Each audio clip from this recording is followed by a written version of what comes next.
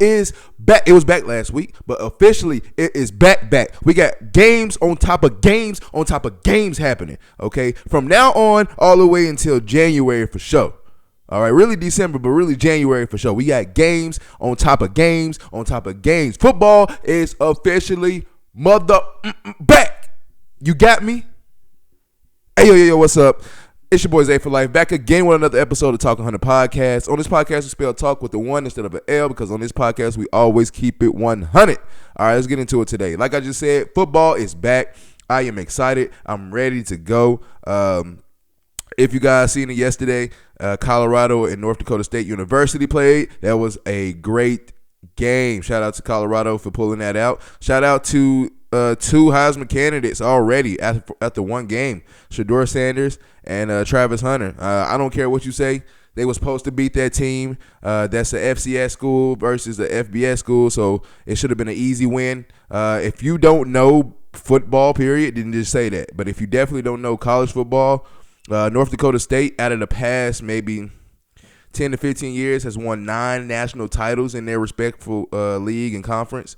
They are a force to be reckoned with. They've actually got a lot of wins versus FBS schools. So I say this: if you don't know, then go do your research before talking shit. Because a lot of people are talking shit and don't know like a lick of research right now. All right, so let's get into it today. We're going to talk more about that a little later. Yes, football is all day. Football is a thing. We got college football this weekend. College football is taking over the Labor Day weekend. Happy Labor Day. I know it's Labor Day is not till Monday, but let's get that out the way early. Happy Labor Day. Have a good Labor Day weekend. I know a lot of you are off for Monday. Be safe traveling. If you don't know when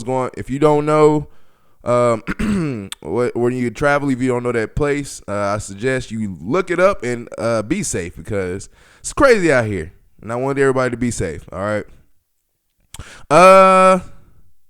Yeah, we're gonna get into football and that.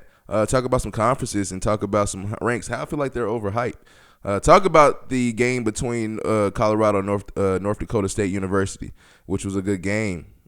Talk about some comparisons today. We're gonna talk about a little bit of NBA, WNBA. Not much. As I'm watching Indiana Fever face off against Chicago Sky. This is a good game right now. I ain't gonna lie. But yeah, I'm gonna have this on while we're talking to each other, or I'm talking to you guys and you guys are listening. I appreciate you guys. Guess what, guys? We are on episode 19. This is episode 19. I am so excited. I'm so happy. I'm so thankful. I really do appreciate you guys for liking the videos, liking the shorts or the reels on Instagram and YouTube and Facebook. I appreciate you guys for commenting and being interactive and reaching out, because those help me grow as not just a podcaster or a potential influencer, but it helps me grow as a person. It's showing me what other people think about and what other people are going through, and how they think and how they do things. And I really do appreciate the feedback, and I appreciate the interactions with you guys. It's so good and so cool, and I appreciate it. All right. So, okay. Shout out to, it's an app called ReelShort. It's an app full of a lot of like stories. If you add them together, it's like a good hour-long story. But they break it up into legit bits and pieces, like minutes and seconds, right?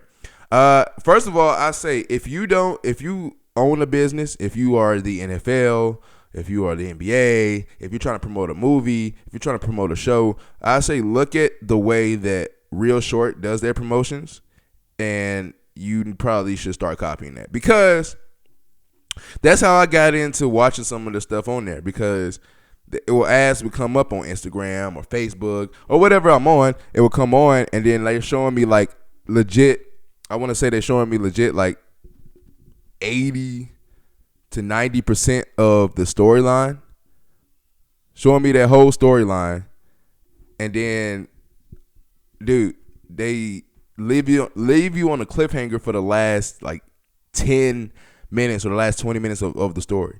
And so you watching this whole story, you getting the whole, like the commercials be like about like 4 minutes long. 4 or 5 minutes long, and they telling you most of the story, what's going on, and they show the good bits and pieces, the good shit about it, and then literally leave you on a cliffhanger and be like, all right, download this app to see the rest. I have to download this app. Look, I done did it. My wife done did it. My mom done did it, and they did it without me having to tell them. They was on demon time before I found out, right? So I was like, yo, this is crazy. Like, yeah, this how they got me on Instagram. I'm sitting here watching the story, and I'm just like, damn, I want to see the rest because you showed me 80% of the story. I want to know how it ends. And so that was cool. One of the stories they had on there was the bellboy I met in Paris. I think a lot of people have seen that one. It's about first of all, it's really about this lady that's already rich. Her mother? Now I gotta watch the story again. I think her mother or something her mother owned the company, and like her mother passed away, so she had the keys to the company, and her dad and her stepmom was on some bullshit. Her stepmom, I guess, apparently was the one that killed her mom or some shit. And like her stepsister, they all was some bitches. I ain't gonna lie. They was getting on my nerves and that shit. But like she was trying to do it the right way and shit. And so when she went to Paris, she actually met this dude who's actually his own CEO and owner of his own company, but she didn't know it. And so apparently, it started off, they had a one-night stand. She thought because she met him, I think getting a car, that she thought that he works as a bellboy and he works construction. She thought that he does regular work. She didn't know he was a CEO. So she's like, look, I got to get married to keep my heritage, or I got to get married to keep my shit and my CEOs, like all this shit. So she basically just like, look, hey, I'm gonna pay you $10,000 a month just to marry me, right? And he kind of looking like, all right, like basically he like, I ain't gonna lie, the dude in there is so player. Like he taking the money and but he living in a lie himself. Like she don't know that I'm a CEO of this company, the company that she's partnering with. She don't know that, right? So they go through that, but they actually like each other, like really like each other. It's not just, oh, I'm paying you the money. No, they actually hanging out and they actually liking each other and going on to loving each other, right? And so it goes all in that. Like it's something that you need to watch. Like it's called The Bellboy I Met in Paris. You can catch it on ReelShort. Now, a thing that I wanted to talk about from there was it was a one scene where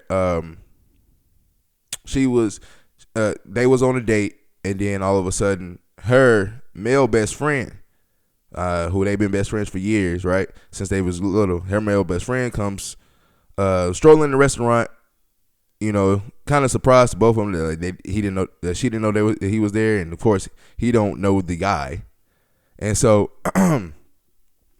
so they're doing all that, and they got nicknames for each other, and they talking this, and the dude that's playing like he's not rich, but he's really rich. The dude like that, he's looking at it because they're technically married, right? And he's catching hard feelings more every day, and so he's looking at it like who is that? And like what I'm saying, like oh, my best friend type deal, and he doesn't like it at all. And that strikes a topic because I get it, but at the same time, like it's something to talk about. So we're gonna talk about it today, which is male and female BFFs. Okay, so if your significant other, like, first of all, let me know, tell me if you have concerns about that. It's easy, like we can talk about that as well. But how do you, as a man or as a woman, feel about your significant other, whether it be you're in a relationship with a man or a woman? How do you feel about that person having a best friend of the opposite sex? Now, I would say it's a little different because, like, say, well, it's not different. It's just I just say, let's just be like, how do you feel about your partner having a best friend that's like that that you think they could potentially be attracted to? So they don't matter if it's homosexual relationships, regular relationship, like it don't matter what relationships they are, like how do you feel about that? And so I just talk about really just heterosexual relationships. I cannot say that word correctly. I talk about that really because that's more common, I feel like. But so let's say for a man, like how do you feel about your woman having a male best friend? And vice versa. Females, how do you feel about your man having a female best friend? Like, it's different worlds into it. It's different ways of thinking. I tell you guys, for me personally, it doesn't bother me like a lot of people, like a lot of people will be bothered, or it doesn't bother me like maybe I should be bothered. I'm not bothered at all. I'm not phased. Nothing that. My wife actually has a male best friend. She had a male best friend before I even met her. Okay, so that's this situation in itself to where I feel comfortable where I'm at with that. On top of that, I think highly of my woman, right? And she has been nothing short but amazing. And like, she does everything she needs to do. She everything you can imagine she needs to do, she does it. And all of it. And so I get where people get jealous and whatnot, because I tell you straight up, my wife actually gets jealous if I don't have like really a female best friend, but like talking to females and like interacting with them. If I work with them, if I'm coworkers, like she don't question, but she's asking Smith little questions just to see where my head is at, and which is fine. But yeah, for me personally, I don't see the wrongdoing. Now, it's hard to say because I get it, especially for men. I know for men, men's intentions are definitely, hey, look good. I just want to, you know what I'm saying? Just give me this. I just want this night, right? And so I can get why it is easy to be thinking too hard about it or be jealous. But I'll tell you one thing. For women, I tell you, go ask. If you feel like, and this is the thing, especially this happens with women a lot. If you feel like your girl best friend is too much and they're doing too much, or you feel like he's always can be really extremely flirtatious, because I'm flirtatious, but I'm not extremely flirtatious. Like, I'm trying to go. No, I'm just like, just how I naturally talk.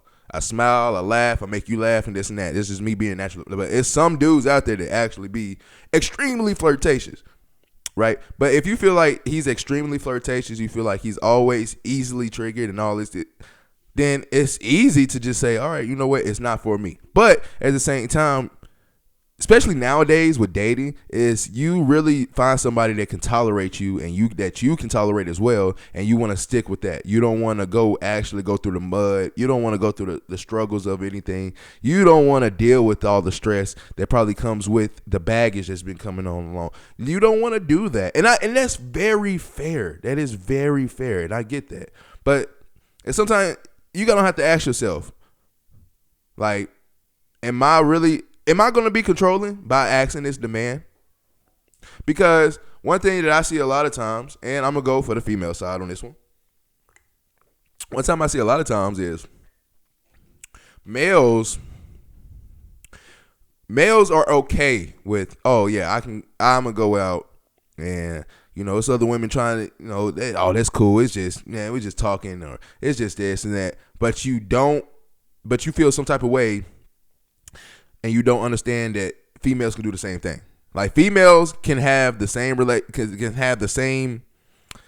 mindset as men when it comes to meeting other men. Like, they can be cool with guys, talk to them. They can be flirtatious as well.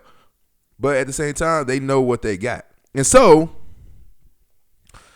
I find it funny when especially males are like really complaining, and they're like, oh, my girl she can't have no boy best friend, or she can't go out by herself with her homegirl. She can't do this. She can't do this. She's not a prisoner, bro. She's not. Let her go do what she wants to do. Look, it's so funny because I listen to everybody else talk about problems and everybody else talk about situations they go through. And it's so funny to me because I'm just like, I tell people, I'm like, shit, sometimes I beg my wife to go out and have fun. Go have your girls' night. Go with your sister. Go with your best friends. Go with your friend. Go have a night. Matter of fact, go. You want a hotel for the night? Go. I'm encouraging her to go out and have fun because I don't want to be the reason why she looks at life and say, well, my husband he don't really like me hanging out with such and such or being there such. That's not the case with me. I want you to have fun. Okay? And especially me being a homebody myself, like, look, I can go out and have some fun. I love to go out and have some fun. But most of the time, getting older, I love being a more homebody. And me being a homebody is me playing the video games all day, chilling, drinking a little bit, smoking a little bit, vibing, right? And I love to do that. And sometimes my wife can get in the way. Not because of her just constantly probably asking me something and doing this. It's just like, I feel kind of bad because I'm doing something I like to do and you want to hang out with me and you want to do something together, but I want to just do this because I'm a homebody. And that's why sometimes I literally try to push her out the door. Like, go do this, go do that, go have fun. It's okay, go have fun. And so it's different. And I tell you, for me, I'm one of the guys that like, I'm definitely, and that has bothered my wife before, but I'm not the jealous type. I'm not the overbearing type. I'm not the over exaggerating type. I'm not none of that. Like, I don't look, if you went out last night, you didn't come home at 5 a.m, I'm probably asleep. Okay? Have fun. And if I'm not asleep when you wake up, I probably should have been asleep because when I come in, or you come in when I wake up, you're probably gonna be mad about something. Why you not asleep? Look, you was out, I was having fun. Okay? It is what it is. But yeah, man. Tell me how you guys feel about your significant other having a best friend of the opposite sex. Because I feel like, to me, like I said, to me, it's no problem. But I know how men think, and I know how, at least I feel like I know how females think as well. But for men, it's like, you gotta calm down, man. Like, come on. Like, your woman has a life too. Now, I get it. Sometimes these women are very more sneaky than men, and they can be having multiple relationships or multiple partnerships, situationships outside of your relationship. Okay, now if you find that out and like something's going on that you don't like, leave, brother. I know that. How do you want to say it? I know that Tomcat is probably the best, like a faucet, whatever it is. I know probably the brain gang, they probably went to Harvard. But you have to learn, like, do you want self-peace or you just want that sexual pleasure? You kind of figure that out within yourself. If you want the sexual pleasure, do you. Be in a toxic relationship. Be toxic and have arguments and doing all this. But if you want peace, happiness, then learn to let people and things go when they're not making you happy or when they're not making sense. That it's okay to leave it alone. Okay. I tell you one thing also. For men, if you are, and it goes for females too, but for men, if you are a person or a man that loves bad women. And when I say bad women, I mean like top tier fine, like top tier, tier 1, fine level, and beautiful body, beautiful face, model body, everything else. You know what I'm saying? Like if you love the bad chick persona and you love that shit, then you better be prepared to have bad women problems. As far as men, random men calling in and texting her, sending her DPs, asking for shooting a shot. Now, a lot of times, especially a bad chick, a lot of times she's ignoring that shit. Now, you have celebrities that play in the part. Now, I get it. Be scared of celebrities. They got way more money than we do. But at the same time, know your game and know your pimping, okay? If you are a broke nigga, like me, if you're a broke nigga with a bad woman, like me, and you know that she can pull those celebrities, basketball stars, football stars, actors, if you know she can do that, then you're gonna have to think to yourself of, okay, what can I do to prove that I'm better than them? Now, besides money, besides money, there's nothing that a celebrity has better than me. I feel like. Now, like I said, money makes you buy places like houses, big cars, and all that. That's a part of money. Houses, cars, the lifestyle, that's a part of money. Besides really those, I feel like no celebrity has anything over me that she would like. Sexually, mentally, like anything. I feel like I'm the best over that. And so you have to feel like you are the best. Now, guess what? What if I lose? What if I get defeated? What if I lost to that celebrity? Look, man, you're going to have to take the L and keep it going. Now, guess what? That L can be a blessing in disguise. It might lead you to a woman that is way better at everything. You never know. But don't hold on to that, because don't try to be a prison guard, and that you just holding them on chains, man. Look, let your woman get some freedom. And for females, the same thing. If you have a handsome stud, a handsome man, a pretty boy, man, you better be ready for those problems. Especially now, I know. It's crazy because men and women, like, we are the same when it comes to I'm not gonna say we search for other shit outside of relationships, but it's just a lot of us entertain bullshit. You know what I'm saying? We entertain that bullshit, and women are better at entertaining and more sneakier at entertaining than men are. But for men, let's say like women, if you got women, if you got that very handsome guy, that celebrity star, stud, whatever it is, and you're worried about women, same concept goes for you.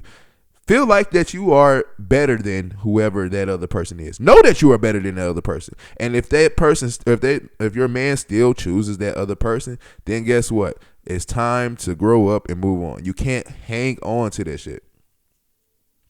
That's just the way it is. Okay. So like I said, in the comment section, let me know, how do you feel about your significant other having a best friend of the opposite sex, and does it bother you? Do you have any struggles with that? Do you feel like it should be a certain way and with a level of respect, but it's just not met? Let me know, because I want to see all that it is. Because like I said, my wife has a male best friend. Doesn't bother me a lick. I actually know the dude. I'm cool with the dude. We all went to college together. I love the dude. You know what I'm saying? And he's good with me, and I'm good with him. You know what I'm saying? It doesn't bother me at all. He doesn't overstep nothing. At least to my knowledge, don't overstep or nothing. And I love it. It's for me. Like, she has fun. She's cool. Anytime we went traveling, or he comes travel here, they go do their thing. Do your thing. I'm not tripping about it. I'm definitely not tripping about it. I know how to take care of situations when I need to take care of them. That's just how I am. So let me know in the comment section. Okay. That was a fun thing. Also, look up the the bellboy I met in Paris on ReelShort app. Also, I don't know the name of this one, but I got into another one actually. That one is juicy. All right. Only thing I know about that one, because I haven't really watched more than like 10 minutes of it, is this chick gets pregnant in high school by this guy who's playing hockey. He's trying to go to the pros in hockey, and she gets pregnant by him, and then she don't want to. She was scared because she don't want to tell her. Now, as she's doing the pregnancy test, the mother of the son comes in and basically being a B word, talking about something. You're gonna ruin my son's life, and no, you need to leave him alone. You got to do this, get an abortion. Like, lady, leave me alone. And then she basically like, all right, I'll leave him alone. Left him alone. He went off to college. She called up a dude just to play like, oh yeah, I'm with him, forget you type deal. And he's like, all right, I'm gonna go to college, fuck this. And she's like, all right, like, I wanted them, but his mother was on some bullshit. Now, I'm telling you, that was juicy. All right, go check that out. ReelShort app. Shout out to y'all. Appreciate y'all for entertaining. Okay. Last night, Thursday night, We got to see Colorado play for the first time this season. If you watched Colorado last year,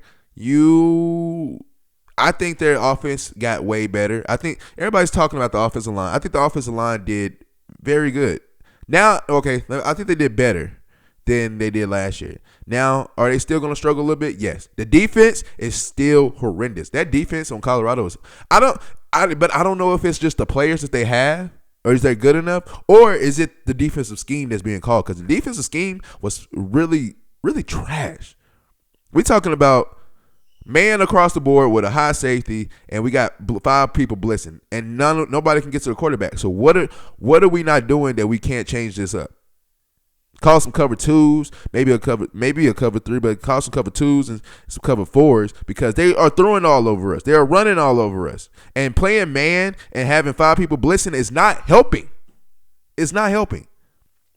But Colorado won versus a FCS school in North Dakota State University. Now, like I said in the beginning of the show, if you don't know football, it's fine. Just say that. But if you definitely don't know college football, like North Dakota State University have won 9 titles out of the past 10 to 15 years. 9 titles have came from North Dakota State University in their respectful league, their respectful conference, in FCS. Okay, and if you definitely don't know, for the past year, I think forever, if you want me to be honest, I don't know for sure how long it's been, but it's been more than the FBS. FCS have always had playoff systems. So not only did they win 9 titles and 9 national championships, they did it playing in a playoff system. So they gotta beat every team. Like not every team. They gotta beat 4 other teams to get to their goal.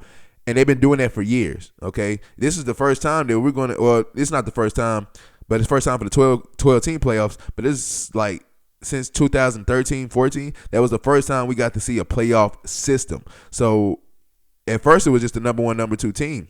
And I can see how that kind of varies and doesn't help at all. But it is what it is. Colorado, Shedeur Sanders. I said it I said it last week that Shedeur for me can win, is clear-cut favorite for Heisman, as well as Travis Hunter. But Shedeur is somebody I'm big on. And Shedeur Sanders came into this game like he never left. 445 passing yards with 4 TDs and 1 interception. That is, I don't care who you playing. I don't care what school it is, that you should be beating their ass by 60, or even if you're supposed to just win the game by 6 or 3. It don't matter who they're playing. 445 yards and 4 touchdowns is insanity. I think he had damn near 200 yards in the first half. It was crazy. And it still was a close game. And so Travis Hunter had 132 reception yards and 3 touchdowns, along with I think a pass deflection and something else on defense. He was like, no, they did not throw to his side on defense, and it's a reason you don't do that. Also, Travis Hunter played every snap except one when he had to go out because his helmet fell off. So I don't care. I don't care what you say to me. Shedeur Sanders is definitely him. He was him coming out of high school. He was him at Jackson State. I said it last week. He deserved Heisman, even though he didn't get a single vote. When I can't remember if Caleb Williams or Bryce Young. I still got to look that up. Who won it that year? But he had better stats and he still didn't get a vote. Travis Hunter has proven to y'all that I can play both sides of the ball, no problem. Did y'all see? Speaking of that, did y'all see that one-handed catch? Not one-handed catch. The catch that dude. But first of all, they didn't call pass interference. Okay, they should have been pass interference. Second of all, his hands are like way up here while his body is like back here, and he still caught the ball. That was a phenomenal catch. Now, I look at those 2 guys as Heisman favorites, Heisman candidates, and I hope one of them guys take home the Heisman. That would be so cool. But even if they don't win the Heisman, I look at them being able to put up this type of productivity throughout the whole season. And so if they are both going to do that, I think they have a chance at Heisman. Now, let's do a overreaction. I want to do an overreaction question. So after just one game, in a game they probably should have blew out, but they didn't. They still had a good performance. It's a good game. Overreaction question is, you have Shedeur Sanders, who had 445 yards and 4 touchdowns. Travis Hunter, who had 132 reception yards and 3 touchdowns. If you are a NFL GM right now and you have the number 1 pick, who are you choosing between the two? Me personally, I want to say it depends on what team I'm on, but I'm not going to do that. I'm going to say, me personally, who I think is the best player and gives us the best chance to win. And if I have the number 1 overall pick, then we don't have a quarterback. I'm going with Shedeur. Now, I'm going Shedeur where I'm kind of like halfway on Shedeur. I'm fighting myself back and forth because Travis Hunter is special. A guy that can play wide receiver. Like, first of all, you came and like everybody was raving about you being on defense and being a good corner, but not only that, like you showed that I think you got better over time, especially being in college. I think you got better at wide receiver over time. And I look at you now like, you can be a wide receiver. Now, can we see a guy like Travis Hunter be a guy in the NFL who, now I feel like in the NFL you can't translate the stamina when it comes to playing both sides of the ball, because looking at it like this, it's like a lot of amateurs in college football versus in the NFL, this is pros of the pros. Like, you know what I'm saying? You're a pro's pro. And so it's a different mindset that you have to do and you have to go through for that, for the NFL. And so I don't know if that can translate to where I can trust you playing both sides of the ball in the pros. That's why I picked Shedeur, because if you can do it, if he can do it and he said he can do it and he feel like he can do it, give him a try. But if he can't, it's fine. Pick a spot for him.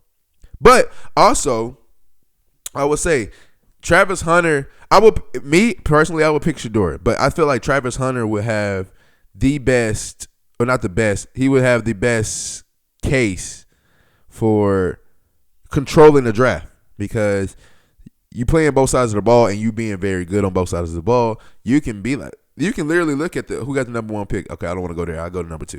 I'm going to play this position because they need it. You know what I'm saying? You can do that if you want to.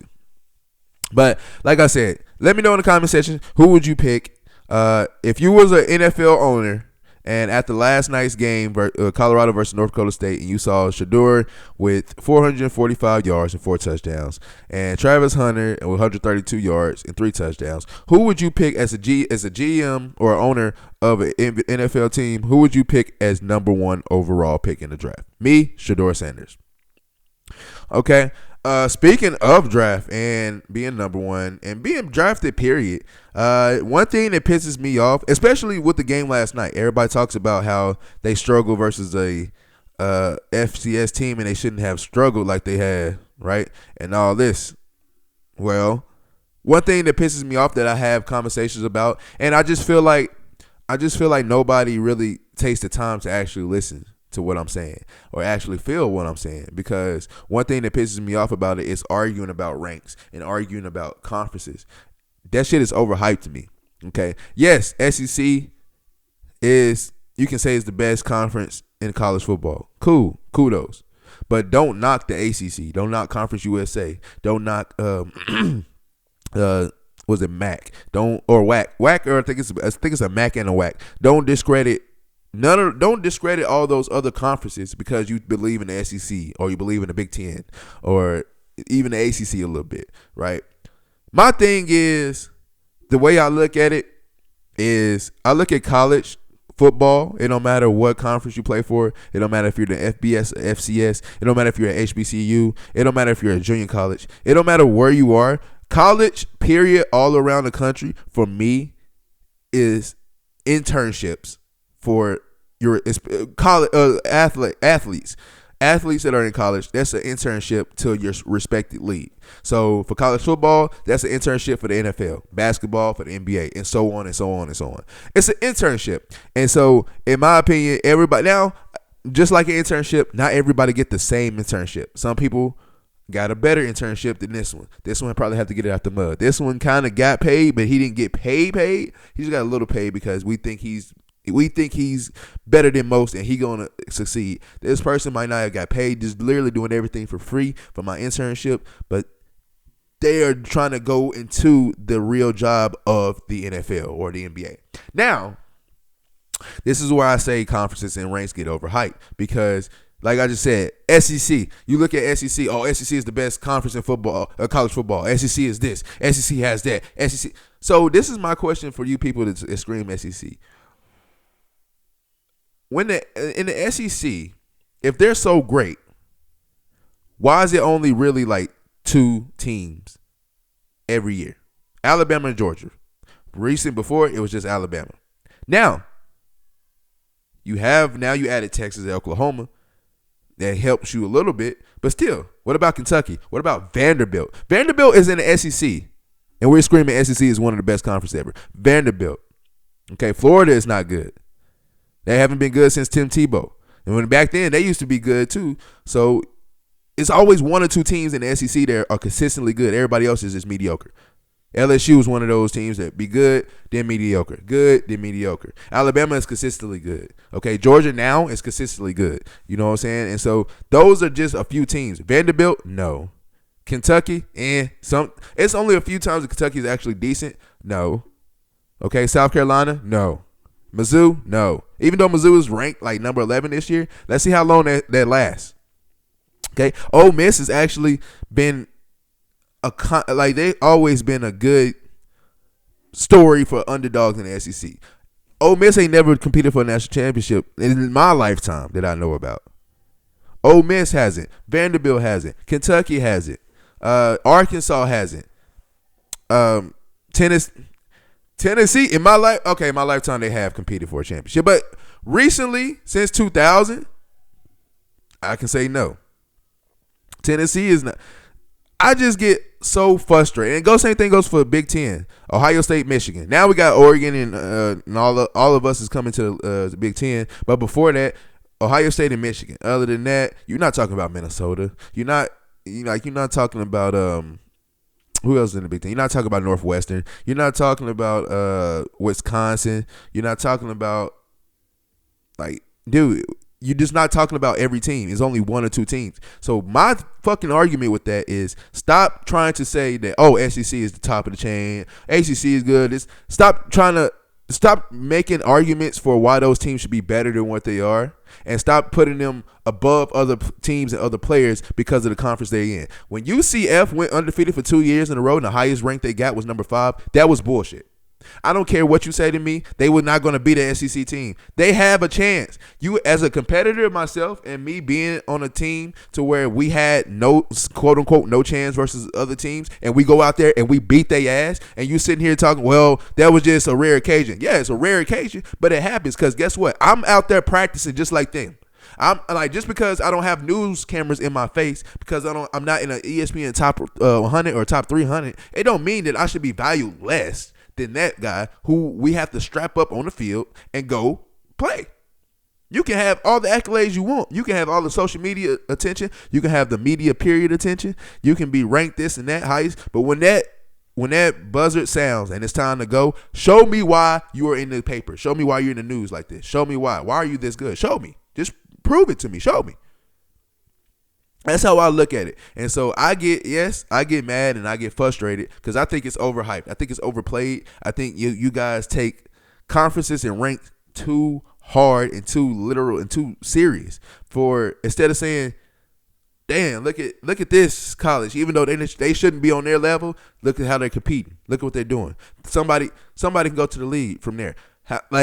Being honest, how many Hall of Fame players that are successful, Hall of Fame players now, that they came from Alabamas and Floridas and Tennessees and Ohio States and Michigan. Like it's a nice like little chunk of it, but most of your all-time greats, they came from. Randy Moss went to Marshall. Okay, I know they're a Power 5 school and all this, but nobody talks about Marshall. Randy Moss, one of the best receivers of all time, went to Marshall. Jerry West. And I know Jerry Rice. I was just looking at talking about Jerry West on something else. I'm sorry, y'all. Jerry Rice, same concept. He didn't go to a top notch school. Terrell Owens, where did he go to? Chattanooga. Nobody talked. I lived in Tennessee and nobody talked about Chattanooga. All right. So forth and so forth. I just watched a documentary on Steve McNair, Alcorn State. Tell me where Alcorn State is, and you can't. And he got into the league and he was dominating. I just feel like the conference and ranks is like too overhyped, and you're gonna go based off of that instead of actually going based off of how they play on the field.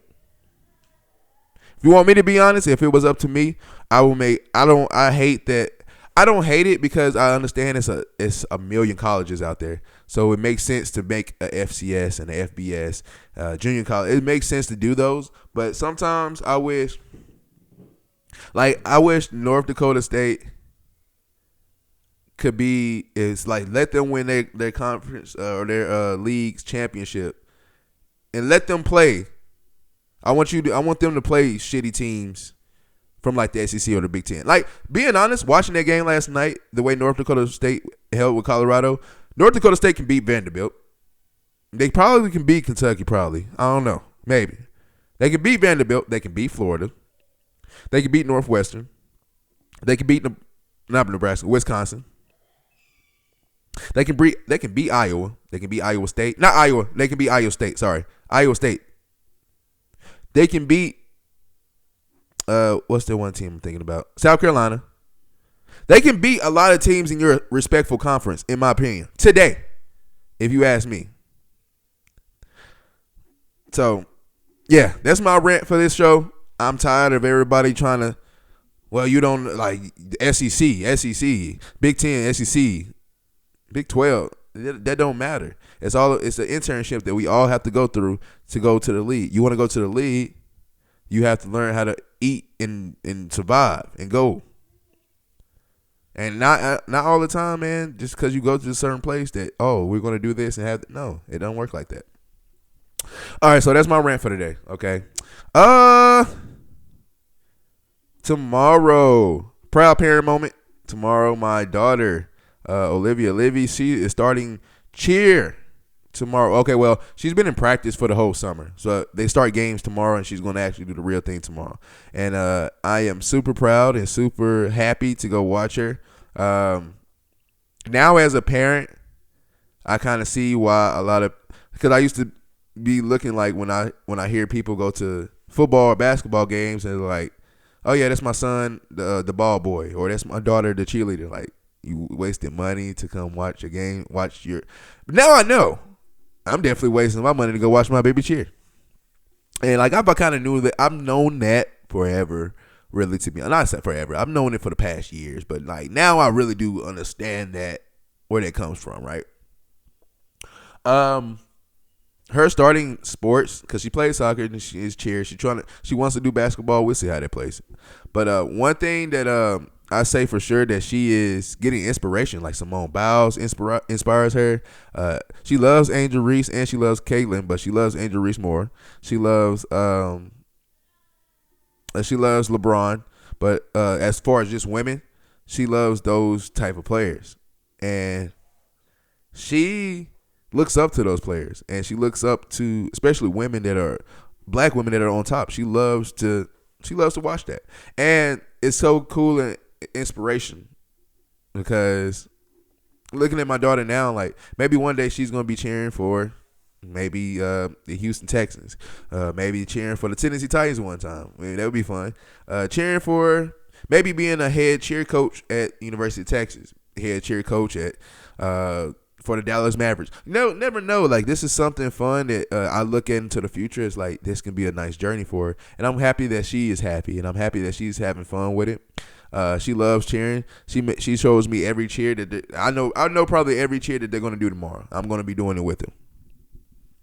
I've always been into like the cheer. That be lit. I know a lot of them. Yeah, so she looks up to all those.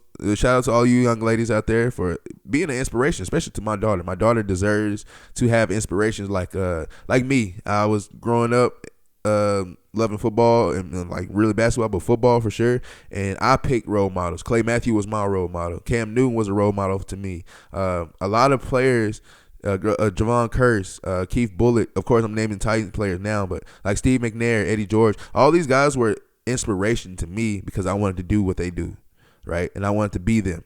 And so I appreciate y'all for being inspiration for my daughter, Simone Biles, Caitlin Clark, Angel Reese, everybody. I'm glad that you guys are inspiration for my daughter, and I really do appreciate you young ladies. Shout out to Livi. Good luck tomorrow at cheer. Hope you have fun, no injuries. Hope you cheer loud, smile, and I'm gonna have videos. I have a video posted up, okay, on the story. Check it out. Speaking of WNBA players, speaking of watching this, it is 100-81 Indiana Fever with 12 seconds left. So Caitlin Clark has beaten Angel Reese, and this is crazy. Speaking of that, I've been actually thinking about comparisons with WNBA players because I look at it as, and I had a conversation about it, but I look at it as like something to have fun with. And so I'm gonna say some comparisons, and I want you guys to tell me what you think about these comparisons. Okay. First we'll start off with A'ja Wilson. A'ja Wilson is a dog. A'ja Wilson is I don't know a flaw in A'ja Wilson's game, but at the same time, she is excuse me. A'ja Wilson she's a star, a superstar, but she has the personality of not wanting to be, if that makes sense. Like she don't mind being in the spotlight if she has to be, but she'd rather just chill, do her thing, and she keeps winning. She has great defense, has great offense, but at the same time, that great defense and great offense is so simple. She keeps it simple, keeps it right to the point, go win the games. So for me, A'ja Wilson, I compare her to Tim Duncan. Okay, I think A'ja Wilson is the Tim Duncan of the WNBA. Somebody who's quiet, somebody who is maybe not out there as far as superstardom, looking for the red carpet. She's not always looking for the red carpet, but guess what? The red carpet finds her, and winning always finds her. So that's what I look at. A'ja Wilson is Tim Duncan of the WNBA. Of course, Caitlin Clark, I feel like it's Steph Curry. Now, before you say something, Sabrina, Steph Curry as well. But I think both of them have intangibles of being the same player as Steph Curry. So Sabrina and Caitlin Clark, I give them both the Steph Curry role. Now, I wish they was on the same team because Splash Sisters would have been lit. I ain't going to lie. Splash Sisters would have been crazy lit. Okay. Looking at Brittany Griner. I look at Brittany Griner as a Dwight Howard. When you first came into the league, you was dominant. You're still dominant now, but when you first came into the league, you were dominant. Nobody could stop you. Everybody knew who you was coming out of college. Everybody knew who you was when you first in the WNBA, and you was dominating. Nobody can stop you. Superman and Superwoman. That's who you was, Superwoman. And then now, you looking at you later in your career, you're not as dominant as you was, but you still are a dominant force. Like you can't be left alone. You have great rebounds. You put it back. It's good. I think Brittany Griner is Dwight Howard. Okay.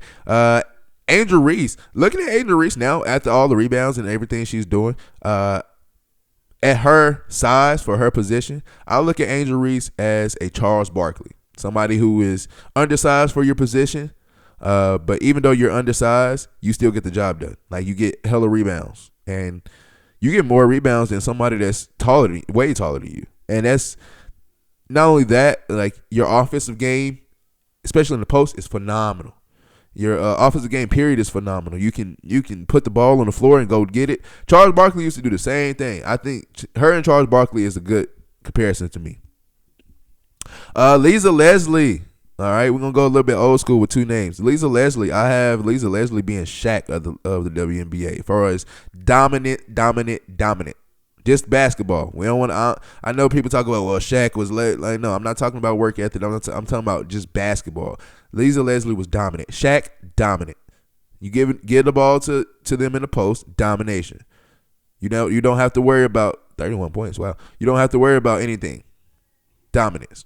And then last one, Maya Moore. Maya Moore to me is LeBron James. is LeBron James. When you talk about Maya Moore, or you say who is LeBron James in the WNBA, either now or for Maya Moore. Maya Moore can do it all. Watching her in college, what she did, a lot of people was like, oh, she can't translate to the WNBA. Did that and some. So those are my comparisons. Let me know what you think about it. Asia Wilson, I think it's Tim Duncan. Caitlin Clark and Sabrina are Steph Curry's. Brittany Griner is Dwight Howard. Maya Moore is Braun. Andrew Reese is Barkley. And Lisa Leslie is the Shaq of the WNBA. Let me know what you guys think about that. Okay.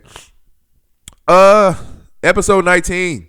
That was fun. To get some stuff going, get my blood flowing, get my blood going. Okay. I'm happy for football season starting. We're going to talk a lot more football as the days go on. I promise you that. Before we go, let's talk about some football. Okay, that's going to happen this weekend. Okay. Clemson and Georgia. Of course, Georgia is the 12-point favorite over Clemson. It will be a neutral site game on ABC. That starts kind of early. I have Georgia. Excuse me. I have Georgia winning that game. Now, I will say I don't think it's going to be a blowout, but I can see it being about like 20 points. And that's a blowout, but still. So I got Georgia in that game. I can definitely see the 12 points probably being more than 12 points. Well, we'll see how that goes. Miami versus Florida. That's going to be a good game to watch. I don't know if that's a neutral site game, but if it is, it's better. That one, Miami is the favorite. It's a 2.5 favorite. I think Miami takes that. I'm excited to watch. Is it Cam Ward? I'm excited to watch Cam Ward play for Miami. I like them at Washington State, so I think he's going to do some noise and make some noise and be good. All right, that's a game to watch. Notre Dame plays Texas A&M. Texas A&M is the 3-point favorite. In Texas A&M. I don't know, man. That's tough. That's tough. So,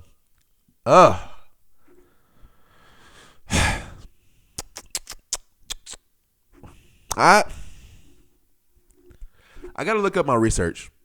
If I have to pick right now, I'm going to go to Notre Dame. I think Notre Dame can go into Texas A&M and get that out. Okay. Last game that I'm going to talk about is LSU versus USC. That's going to be on Sunday night. That's going to be a good game. LSU is the 4.5-point favorite over USC. Okay. I will say that I believe LSU will pull that out, but don't sleep on Lincoln. You know what? I'll go USC. All right, LSU is the favorite, but I go USC on this one. I'm choosing the underdog. I think people underestimate Lincoln Riley, like very underestimate Lincoln Riley. Look at who he sent to the league. Kyler Murray, especially the last two, Kyler Murray and Caleb Williams, 2 Heisman Trophy winners, 2 winners in college. Like I think Lincoln Riley has something under his sleeve, and I think it might be good. So USC over LSU in that game. Yeah, let me know what you guys think about that, and who probably gonna win those games, and who do you guys got? Who are you guys excited to watch this first week? All right, so thank you guys for watching tuning in, having fun like we always do, with this time. All right, appreciate y'all. Love y'all. Till next time. Until next week, where we're gonna talk about college and NFL. It's gonna be a lot of football going on. Okay. Yeah, love you guys. Zay for life. We are out. Gotta take another drink. Peace out. Love y'all.